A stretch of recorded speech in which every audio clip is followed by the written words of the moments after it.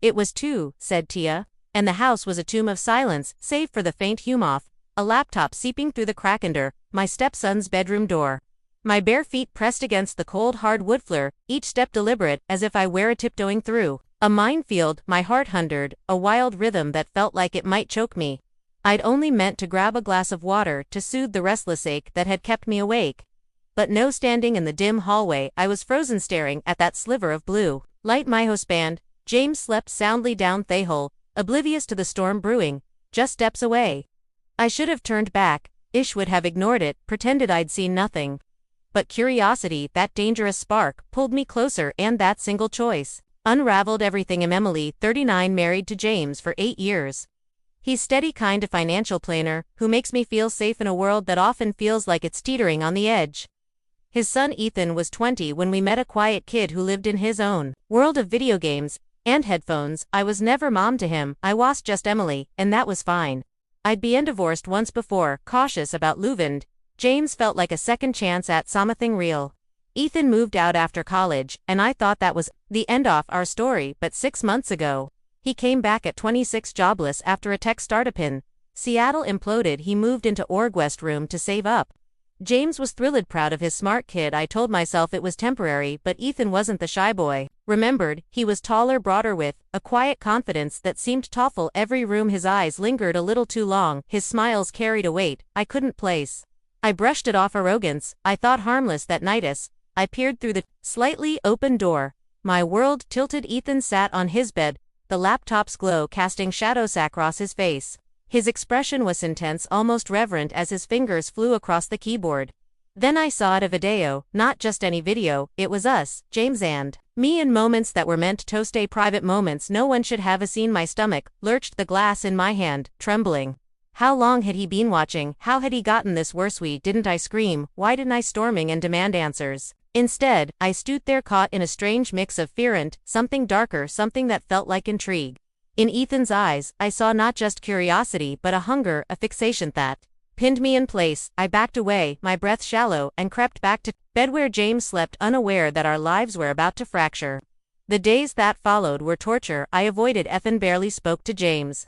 The image of that glowing screen haunted me. Ethan's gaze burned into my memory. I told myself I was disgusted, but a traitorous part of me felt something else, a thrill I didn't want to name. When Ethan passed me in the hallway, his arm brushing mine, my skin prickled. At breakfast, his smile was casual, but his eyes held a secret, and my breath caught wide a part of me feel flattered. I was a faithful wife, a good person, or so I thought, but the pull wasn't innumerable, a dangerous current threatening to sweep me away.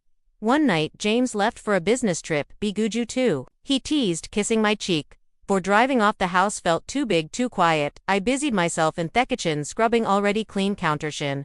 Ethan's voice cut through the silence. We need to talk.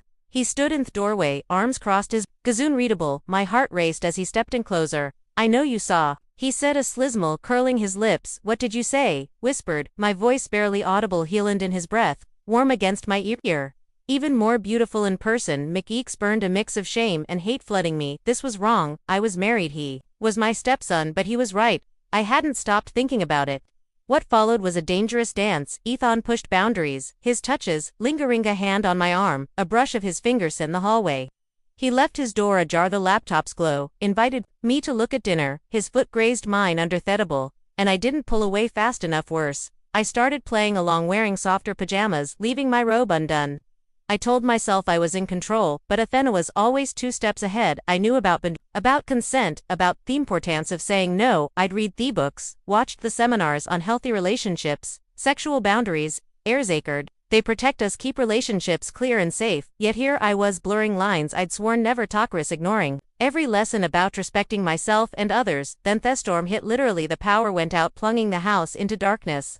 The wind howled outside, shaking the windows. I stood in the kitchen, gripping the counter, when Ethan's voice came from behind. Low and steady, it's just a storm. His warmth pressed against my back, his shins finding my waist. My heart pounded. Stop, I said, but my voice shook. Helen, closer, his lips brushing my ear. Make me. Lightning flash illuminating his face, his eyes dark, full of desire. I should have pushed him. I knew about the power of choice, how consent must be clear and enthusiastic, but in that moment I didn't say no. I let them pull me closer, his hands burning against my skin. The kitchen counter pressed into my back as our lips met urgent and reckless for the first time in years. I felt alive, free from thwarted routine, but it was wrong and I knew it. When the lights flickered back and reality crashed in, Ethan stepped back, his breath heavy, his expression unreal. Without a word, he left me standing there, my clothes disheveled, my heart racing. What had I done? James came home the next day, oblivious, kissing my cheek. Ethan acted normal, joking with Histed, offering me coffee as if nothing had happened. I tried to convince myself it was a mistake, a one-time lapse, but 3 nights later, a soft knock woke me. James Nard beside me, the clock glowing tooth. I knew it was Ethan against every instinct. I opened the door. He stood there, bare-chested, sweatpants low on his hips. "We need to talk," he whispered. I glanced at James, still asleep, and followed Ethan to the basement. "This can happen again," I said, clutching my robe. He leaned against the washing machine, smirking. "What's stopping us?" He shook my head. "I'm married to your dad," but he stepped closer, his finger tracing my arm, and my body betrayed me, trembling. Under his touch, I knew better. I'd learned about emotional boundaries, how unchecked desires can spiral, how affairs destroy trust. Yet there I was, letting him pull me closer, knowing it was wrong, but unable to stop. The next month was a blur of stolen moments, kisses and thiepentry. His hand on my thigh, under the dinner table, each touch deepened my guilt, but fueled my desire. Then one morning, I realized I was late, 2 weeks late. Panic clawed at me as I stared at the pregnancy test on the bathroom counter. "James knocked you okay in there, Em?" I hid the test in my pocket, mumbling about a stomach bug. When he left for work, I took the test. 3 minutes felt like years. When the second pink line appeared, my knees buckled. It could be James's, it could be Ethan's. I confronted Ethan, shoving the test into his hands. His eyes lit up. "This is perfect," he said, smiling. "We can stop hiding." I recoiled. "You think he'd leave James for you?" His face hardened. "You already have. Every time I'd at you, you're mine." He gave me 3 days to tell James, or he would. If I told James, he'd leave me. If I didn't, Ethan would destroy everything. That night, I made my choice. I packed a suitcase, left my wedding ring on the counter with a note, and drove into the night. My phone buzzed. James, then Ethan ignored them, pulling into a rundown model. At dawn, alone, I collapsed, sabanjied, betrayed everyone, and now I was pregnant. Possibly with my Stepson child. James' voicemail was kind, pleading to talk. Guilt crushed me. He thought it was just us, not the deeper betrayal. Thina, pounding on the motel door, woke me. Ethan's voice. "Emily, open up." My heart stopped. How had he found me? I opened the door to see him disheveled, with James behind him, his face a mix of anger and confusion. "What were you thinking, running off?" James demanded. Ethan turned to him, as his voice cold. "She's pregnant." "It's mine." James staggered, his eyes breaking my heart. "How long?" he whispered. Ethan smirked. A while. James let out a guttural sound and stormed out the door, slamming like a final judgment. Ethan laughed. "And cruel, that went well." I saw him clearly then. Not love, but a game had orchestrated it all. The video, the seduction, the test. "You planned this," I said, my voice shaken. He shrugged. "I wanted you. The rest is collateral damage." I grabbed my purse, but he seized my wristwear. "Do you think you're going?" I met his gaze, defiant. "Watch me." I walked out, leaving him behind. At a diner the next morning, I sat in a warm booth, clutching cold coffee. The waitress, Clara, refilled me cup, her eyes kind. "Chask." I broke down, sobbing, and told her everything. She held my hand, her grip to die. "You're not alone," she said. "Start over. You're stronger than you think." Her words echoed lessons I had ignored, a boot self-respect about choosing paths. Thathaner, your values. I'd failed, but I could rebuild. 2 weeks later, James' divorce papers arrived at my new studio apartment above a laundromat. No fight, no demands, just silence. The pain was worse than any argument. At 7 months pregnant, I worked at a bookstore. The baby's experiment of my mistakes. One rainy day, Ethan walked in, dripping wet. "You look good pregnant," he said, as if nothing had changed. I clutched my stomach. "There's new scath and leave."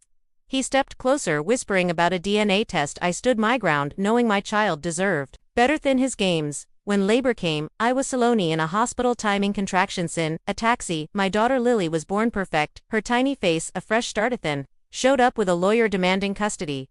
I fought back, threatening court with help from the bookstore owner. He vanished. New name, new city, no trace on the bus. I held Lily close, whispering primas of truth and safety.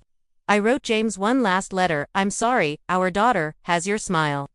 I'll raise her right, but I can't undo my mistakes. This story isn't just mine, it's a warning.